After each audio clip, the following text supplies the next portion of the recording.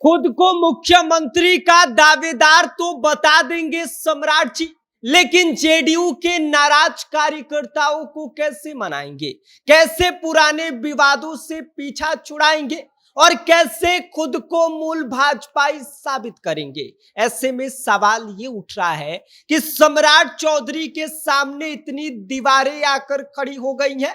ऐसे में कैसे फांद कर उस दीवार के पार जाएंगे और खुद को मुख्यमंत्री का सबसे प्रबल दावेदार साबित करेंगे।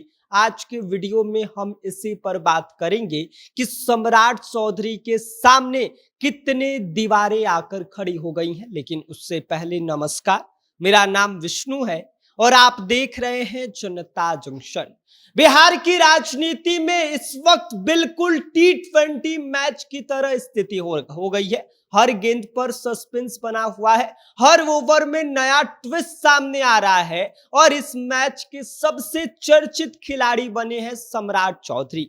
मुख्यमंत्री की रेस में इनका नाम सबसे आगे दिखाई दे रहा है, लेकिन रास्ता कांटों से भरा हुआ है। अब सवाल यह है कि क्या सिर्फ नाम आगे होने से कुर्सी मिल जाती है? तो जवाब है बिल्कुल नहीं। यहां तो हर कदम पर अगर मगर है और सबसे पहली दीवार सम्राट चौधरी के सामने आकर खड़ी हुई है उनके पुराने विवाद। सम्राट चौधरी का राजनीतिक सफर सीधा सपाट नहीं रहा है।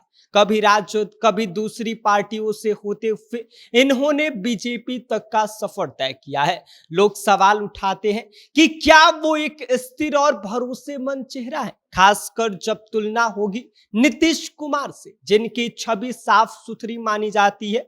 तुलना तो होगी ही, क्योंकि जनता अब सिर्फ नेता नहीं ब्रांड देख रही है। और सबसे बड़ी दूसरी चुनौती उनके सामने है जेडीयू के नाराज कार्यकर्ताओं को मनाना। देखिए, राजनीति में सिर्फ ऊपर के नेताओं से काम नहीं चलता है, बल्कि नीचे के कार्यकर्ता जो होते हैं वो ही असली ताकत होते हैं। अगर वही नाराज हो गए तो पूरा गेम पलट सकता है। जेडीयू के कई नेताओं का साफ कहना है कि अगर सम्राट चौधरी मुख्यमंत्री बनते हैं तो सवाल उठेंगे, तुलनाएं होंगी और शायद स्वीकार्यता को लेकर भी उनके सामने एक बड़ी चुनौती आकर खड़ा हो जाए। तीसरा और सबसे दिलचस्प बात, मूल भाजपाई वाला मुद्दा। भाजपा के अंदर ही कुछ लोग मानते हैं कि सम्राट चौधरी पार्टी के पुराने जमीनी कार्यकर्ता नहीं है। फरवरी 2014 तक वो राजद में थे। ऐसे में पुराने और समर्पित बीजेपी कार्यकर्ता के मन में यह सवाल उठना लाजमी है कि हम तो सालों से मेहनत कर रहे थे और सीएम की कुर्सी मिले किसी और को। अब आते हैं सबसे मसालेदार हिस्से पर, पुरानी राजनीति की कहानी।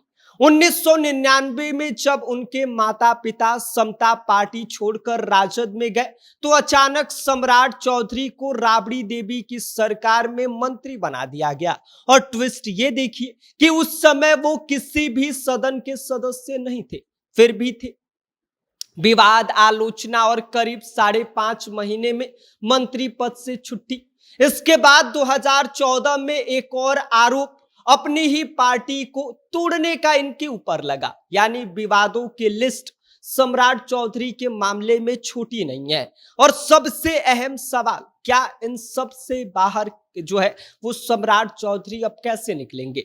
देखिए, राजनीति में इमेज मेकओवर कोई नई बात नहीं है और ना ही कोई नया चीज है, लेकिन अगर वो पुराने पिछले विवादों पर खुलकर बात करे, जेडीयू और बीजेपी दोनों के कार्यकर्ताओं को साथ लेकर चले और सबसे जरूरी एक साफ विजन पेश करे, बिहार के लिए तो पूरा गेम बदल सकता है। लेकिन याद कीजिए, ये फाइनल ओवर चल रहा है, अभी आखिरी गेंद फेंकी नहीं गई है और जब तक ऐसा नहीं होता है कोई भी खिलाड़ी विजेता घोषित नहीं किया जा सकता। तो क्या सम्राट चौधरी सारी दीवारें फांद कर मुख्यमंत्री की कुर्सी तक पहुंच पाएंगे या फिर राजनीति का ये मैच आखिरी पल में पलट जाएगा? ये देखना अभी बाकी है। बाकी आप क्या सोचते हैं, सम्राट चौधरी क्या सीएम मटेरियल है? अपनी राय हमें कमेंट कर दीजिए। आप देख रहे हैं जनता जंक्शन, मेरा नाम विष्णु है।